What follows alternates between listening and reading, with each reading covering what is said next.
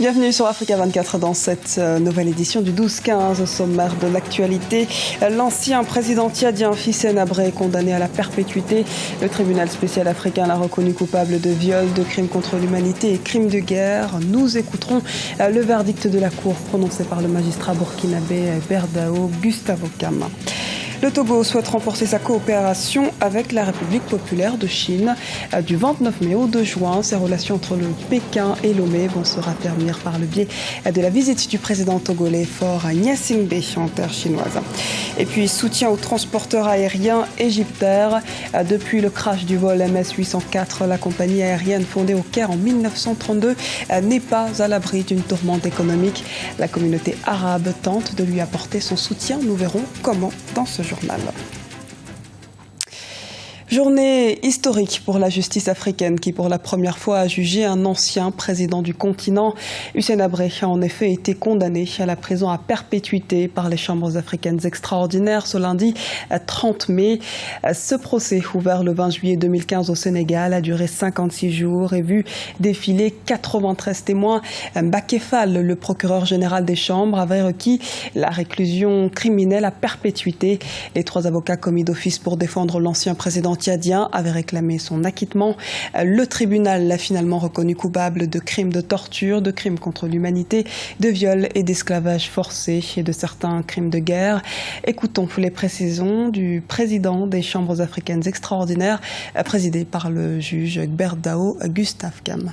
Comme circonstance atténuante, la Chambre a pris en compte l'âge de l'accusé, le fait qu'il serait un bon père de famille et qu'il ait aidé des proches.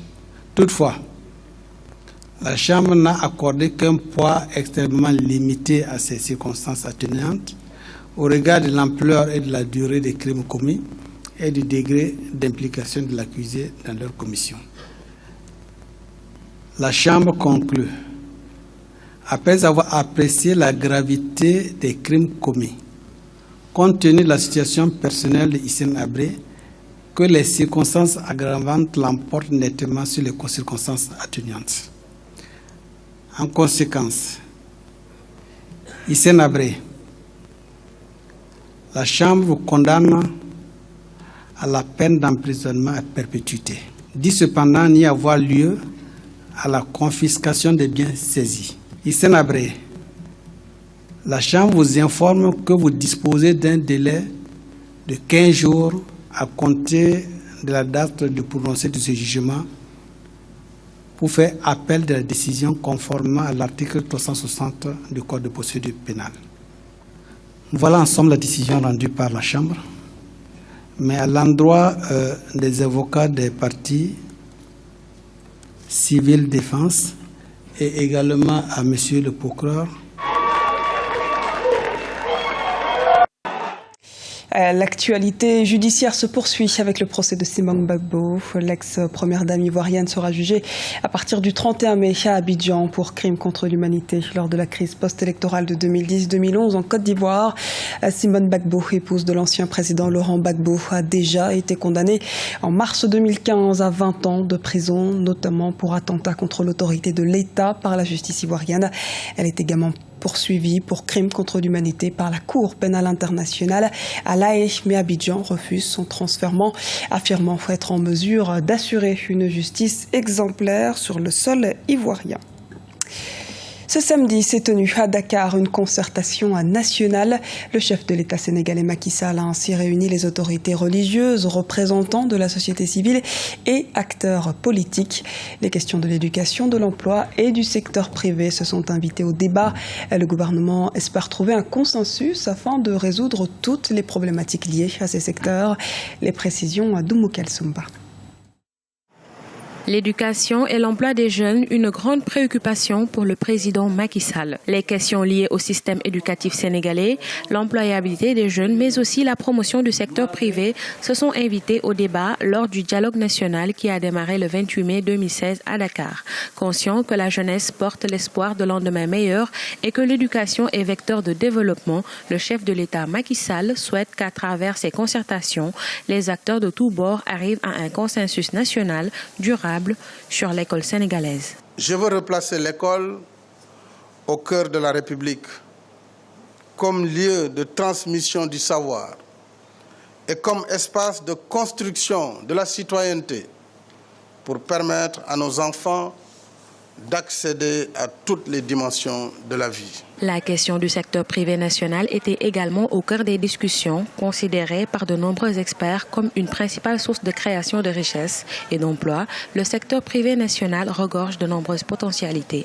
L'État du Sénégal veut faire de ce secteur un facteur d'intégration sociale et un levier de lutte contre la pauvreté. Afin de permettre à nos entreprises de s'insérer dans un environnement économique mondial de plus en plus concurrentiel, je tiens à exprimer aux acteurs économiques ma disponibilité à entreprendre avec eux les réformes nécessaires pour passer à un secteur productif, moderne et favoriser l'insertion souveraine de notre pays dans l'économie globale. Le renforcement des droits des citoyens, du patrimoine foncier, des ressources naturelles ou encore la lutte contre le réchauffement climatique font partie des questions qui ont été évoquées lors de la concertation nationale. La problématique du terrorisme n'était pas en reste. D'ailleurs, le chef de l'État a annoncé un nouveau programme d'urgence pour la modernisation des axes frontaliers dénommé Puma. Objectif, renforcer la présence de l'État à travers des infrastructures sociales de base au niveau des frontières.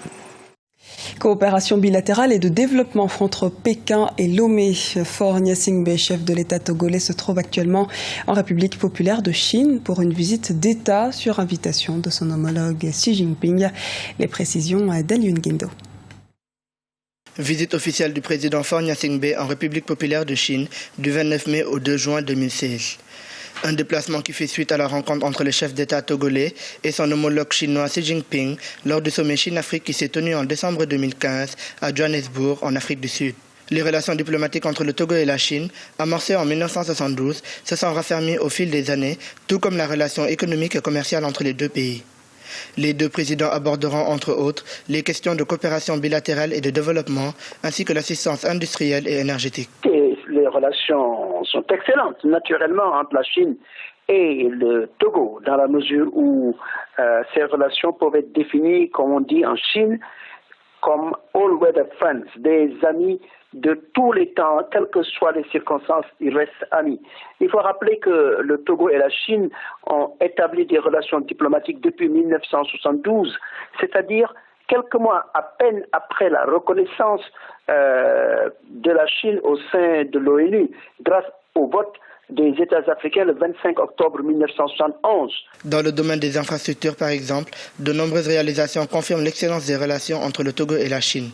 L'aéroport international Gnassingbé et Yadema de Lomé, tout comme le centre hospitalier régional de Lomé, sont le fruit de cette coopération fructueuse. Un partenariat qui booste la compétitivité économique togolaise. Il faut encore une fois rappeler que la Chine a une présence diplomatique pratiquement sur l'ensemble du continent africain. Avec le Togo, c'est une relation que j'ai qualifiée tantôt de durable depuis 1972, quelques mois après la reconnaissance de la Chine populaire continentale au sein de l'ONU. Et de ce point de vue, beaucoup d'actions, encore une fois, ont été posées, y compris des jumelages. Par exemple, je crois que la ville de Shenzhen, qui est l'un des laboratoires de la renaissance économique de la Chine, est jumelée à la ville de Lomé. C'est ce qu'on m'avait dit lors d'un passage là-bas. Lors de sa visite avec le président Faure Gnassingbé en décembre 2015, le président Xi Jinping a manifesté sa volonté de faire de la zone du port de Lomé un pôle industriel. Une ambition qui rejoint celle du Togo, qui souhaite concentrer sa coopération avec la République populaire de Chine en matière d'infrastructures urbaines et rurales, de santé, d'éducation et de social. Soutien à la compagnie Égyptaire. Le transporteur aérien avait récemment entamé une phase de relance économique. Le crash du vol MS-804 qui s'est abîmé en mer Méditerranée le 19 mai n'éloigne pas les risques de perte, mais la communauté arabe reste mobilisée autour de la compagnie aérienne, comme nous l'explique Oumou Kalsoumba. La disparition de l'Airbus A320 de la compagnie Egypt Air dans la nuit du 18 au 19 mai assurant le vol MS-804 entre Paris et Le Caire a provoqué la tristesse et la consternation du monde entier, notamment de la communauté arabe. Afin de soutenir le transporteur égyptien, de nombreux ressortissants arabes ont voyagé via Egypt Air. D'autres ont remplacé leur billet d'avion avec celui du transporteur égyptien. Selon de nombreux observateurs, la compagnie multinationale Egypt Air n'a pas annulé un seul vol après le crash du vol MS-804. La disparition de l'avion d'Egypt Air a attristé le monde entier, notamment la communauté arabe. Nous soutenons l'Égypte et nous compatissons à la douleur. Je suis venu au Caire avec Egypt Air, c'est pour prouver que nous sommes unis. Selon le ministère de l'Intérieur, des opérations de recherche ont été menées par les forces aériennes et navales de l'Égypte, de la Grèce, de la France et des États-Unis. Parallèlement, une forte mobilisation a été notée au sein de la communauté arabe. Vêtus de t-shirts à l'effigie Support Egypt Air, soutien aux familles des victimes, les ressortissants arabes ont rendu un vibrant hommage aux victimes du crash du 19 mai. Nous sommes vraiment touchés par cette forte mobilisation. Musulmans, chrétiens, riches, pauvres, tous sont venus de loin pour nous soutenir. Cela montre qu'il y a une solidarité au sein du peuple arabe. Les Égyptiens nous aident à surmonter cette épreuve. Selon le ministère égyptien de l'aviation civile, l'Airbus A320 transportait 66 passagers, dont 10 membres d'équipage. Il a également annoncé qu'il n'y a pas de survivants. La thèse de l'attentat a été évoquée, cependant, aucun groupe terroriste n'a encore revendiqué l'acte. C'était le journal de la rédaction. Merci de nous avoir suivis. Retrouvez dans un instant une nouvelle édition du 12-15 sur Africa 24.